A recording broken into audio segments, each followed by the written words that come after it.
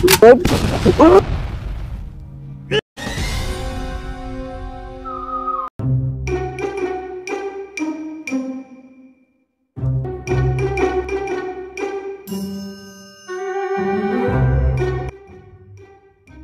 CID. দয়া, তুমি এখানে কি করছো? কে আপনি? আমি তো আপনাকে চিনছি না। দয়া, তুমি আমাকে চিনতে পারছো না? আমি এসপি বর্ধমান বলছি। কি বালচিটতে আসছেন আপনি?